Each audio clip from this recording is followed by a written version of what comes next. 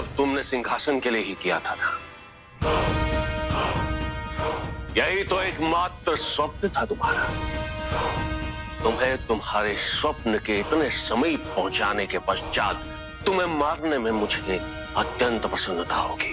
एक मौर्य पुत्र को पहले ही अपने मार्ग से हटा चुका हूं। अब मेरे और सिंहासन के बीच मात्र तुम बचे हो। तुम्हें अपने मार्ग से हटाकर पूरे भारत को अपने अधीन कर लूंगा। पूरे भारत पर यूनानियों का शासन होगा।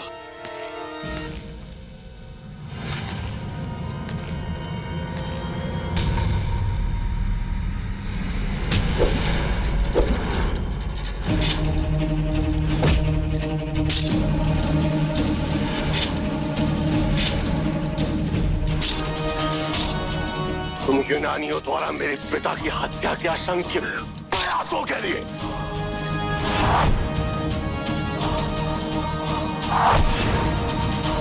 तुम्हारे नाना और तुम्हारे कारण मेरी मां को असंख्य दुख उठाने पड़े। क्या उसके लिए मेरे गुरु चाणक्य की हत्या के लिए?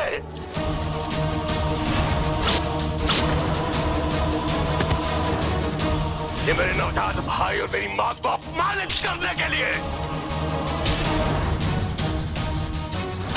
और ये अंतिम प्रहार मुझे मेरे देश, मेरे अखंड भारत के स्वप्न और मेरे पिता को मुझसे दूर रखने के लिए, मुझे चंड बनने पर विवश करने के लिए।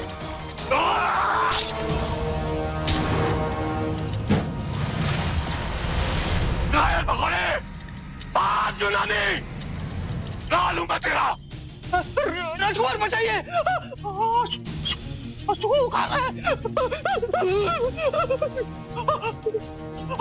हमारा काल आ रहा है।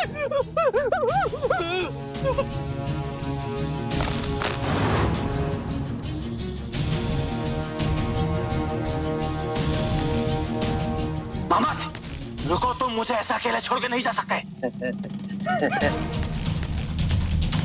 मामद,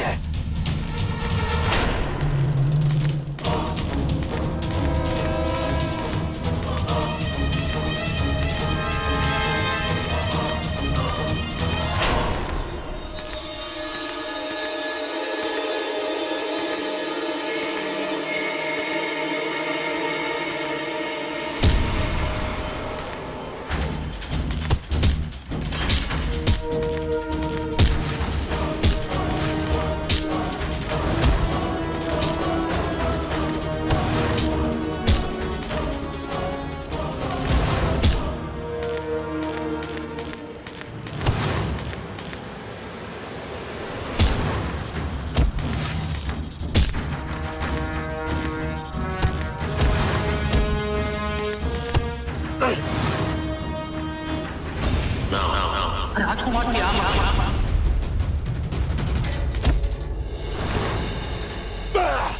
मां के जीते जी मैं उनके दुख करने दे चुका पाया श्यामा, किंतु अब वो सेना चुका है। जो भी मेरे अखंड भारत की ओर आंख उठाकर देखेगा उसे मैं कदापि नहीं छोड़ूंगा।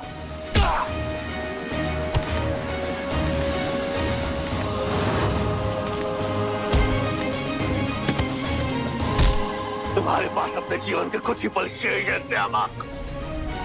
अंतिम बार स्मरण कर लो अपने परदादा निकेटर को, जिसने सभी संबंधों की मर्यादा तोड़ी। अपने कायर नाना मीर खुरासन का स्मरण करो, इसका दायित्व रक्षा करना था, किंतु वो स्वयं भक्षक बन गया। मैं तुम्हें कभी नहीं मारना चाहता था बिंदुसार, लेकिन आज मुझे तुम्हें मारना पड़ेगा। अपनी राजद्रोही राजमाता हेलेना का स्मरण करो। वो ये भूल गई थी कि विवाह शब्द का अर्थ क्या होता।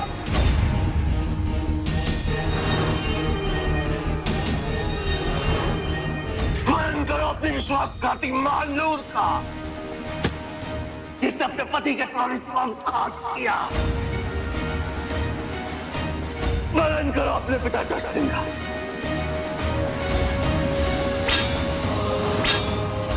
इसी प्रकार डरवाया था ना तुमने मेरी मां को। मैंने नहीं।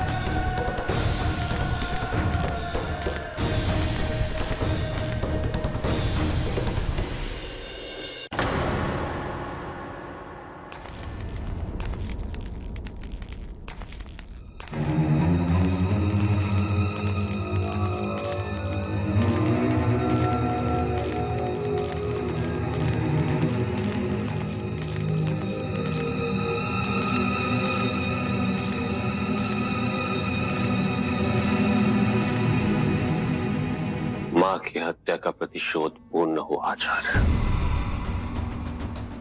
अब केवल अखंड भारत का निर्माण शेष है। उसके पश्चात ही मां और गुरुवर की आत्मा को शांति मिलेगी। तुम अभी घायल हो अशोक, तुम्हें उपचार और विश्राम की आवश्यकता है। आओ। नहीं आचार्य, मैं चाहता हूं कि मुझसे पहले आप मगध के घायल सैनिकों के उपचार की व्यवस्था कीजिए।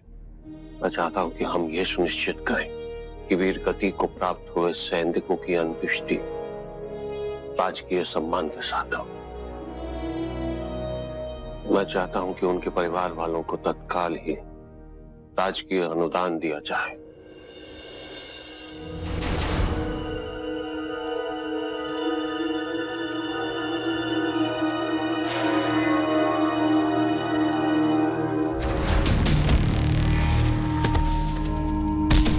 तुम्हारे पास अपने जीवन के कुछ ही पल शेष हैं श्यामा।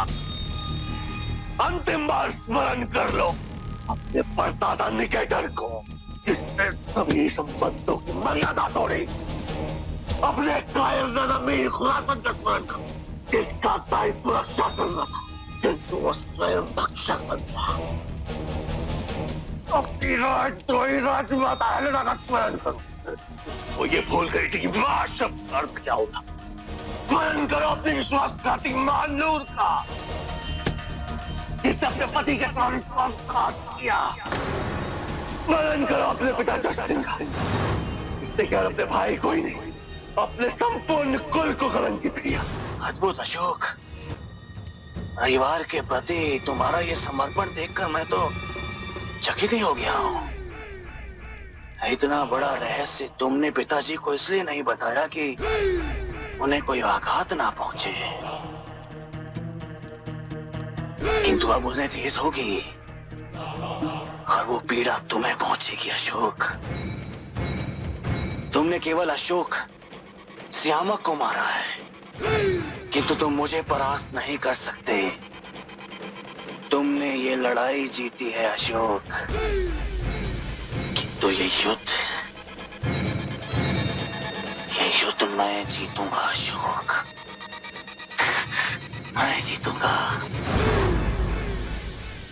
लिजेंड्रा, हम यूनानी विधि से अनभिज्ञ हैं, इसीलिए मैं तुमसे ये निवेदन करता हूं कि तुम स्वयं ये सुनिश्चित कराओ कि यूनानी सैनिकों की अंत्येष्टि राजकीय सम्मान के साथ हो, क्योंकि उन्होंने भी अपने देश के लिए लड़ते हुए वीरगति प्राप्त की है। तुम्हारे धन्यवाद, तुमने अपने वचन निभाया। जब मैं अपने पति के खोए राज्य को वापस पालूंगी, मैं सुनिश्चित करूंगी कि भारत और यूनान शांति और मित्रता का नया इतिहास बनाए।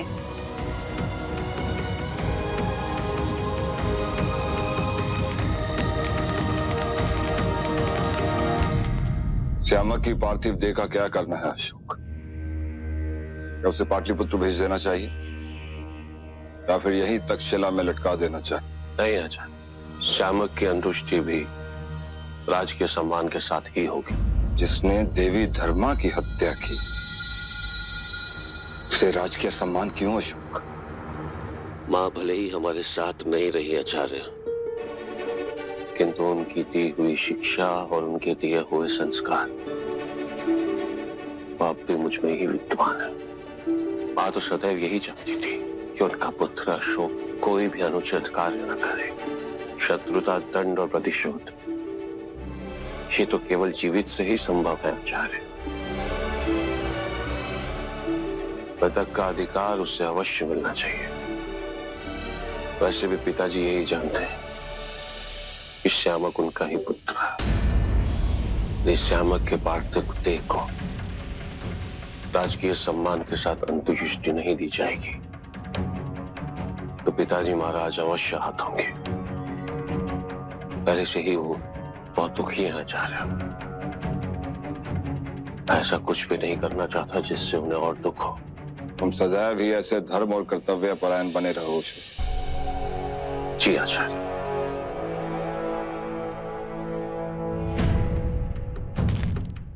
कहाँ जा रहे हो अशोक?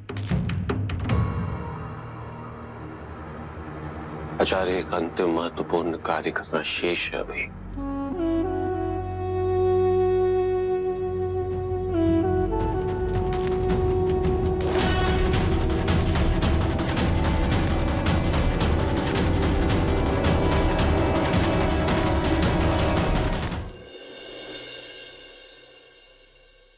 प्रत्येक कक्ष की जांच करो।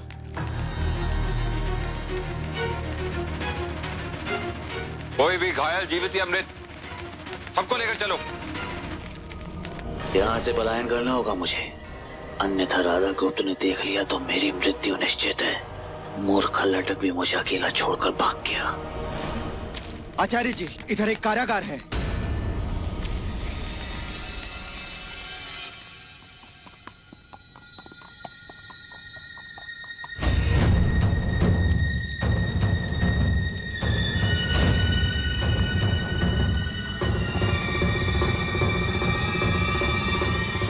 गरुड़, आगे चलो।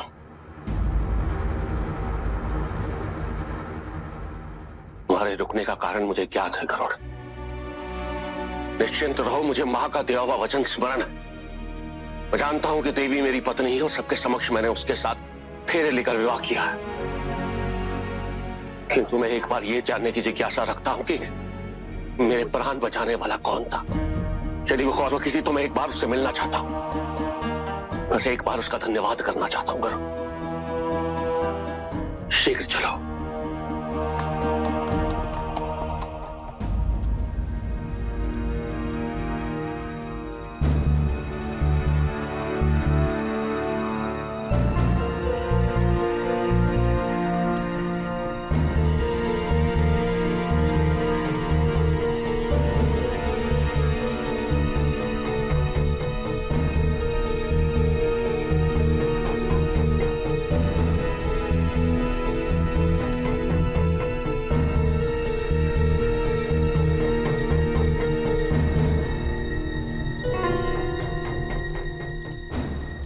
ऐसा क्यों प्रतीत हो रहा है जैसे अशोक मुझसे भेंट करने यहाँ आ रहा है। मैं जानती हूँ हमारे प्रेम की पूर्णाहुति उस विवाह की वेदी में हो चुकी है, लेकिन मैं एक अंतिम बार उससे भेंट करना चाहती हूँ।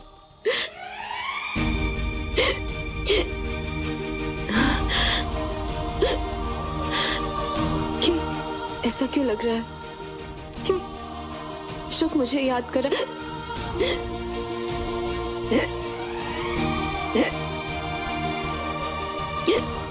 इसमें तो बिल्कुल जल नहीं है।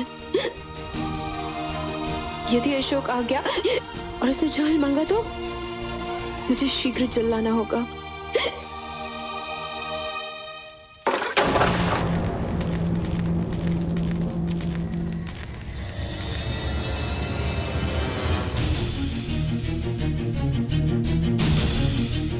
शव को बाहर लेकर जाओ।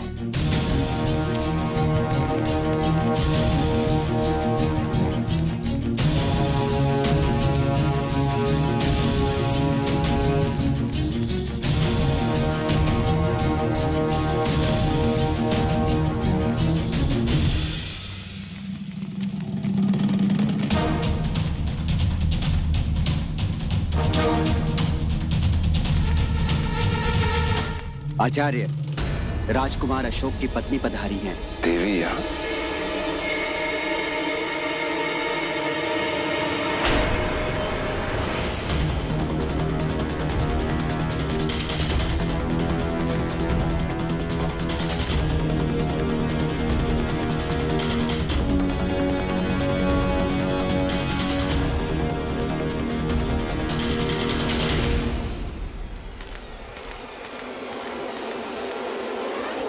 आप क्यों आई हैं यहाँ? चिंता में सहस्त्र बार मरने से अच्छा है कि मैं उनके साथ रहूं। पता नहीं क्यों आज ऐसा प्रतीत हो रहा है जैसे कुछ विचित्र घटित होने वाला है।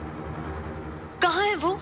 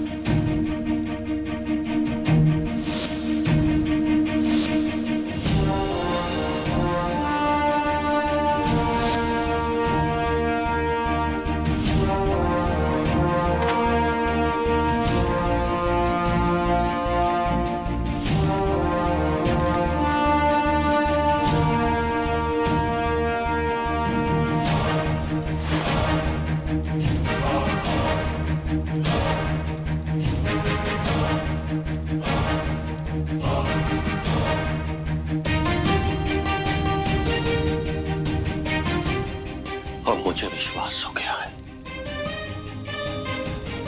कि मेरे प्राण बचाने वाला कोई और नहीं बल्कि तुम ही थी खुराकी। न जाने मुझे ऐसा क्यों लग रहा है कि तुम यही हो मेरे समीप।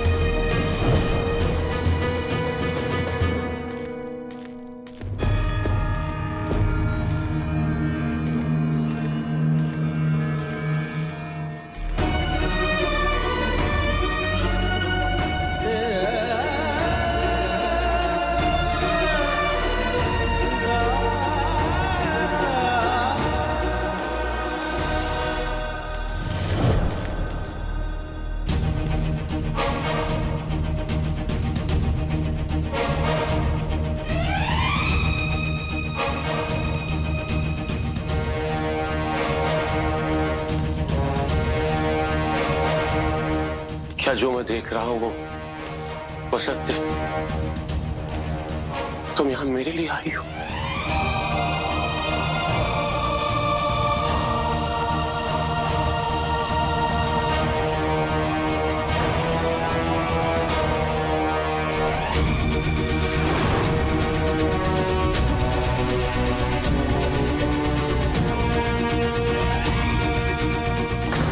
कैसे नहीं आते? आप मेरे पति हैं।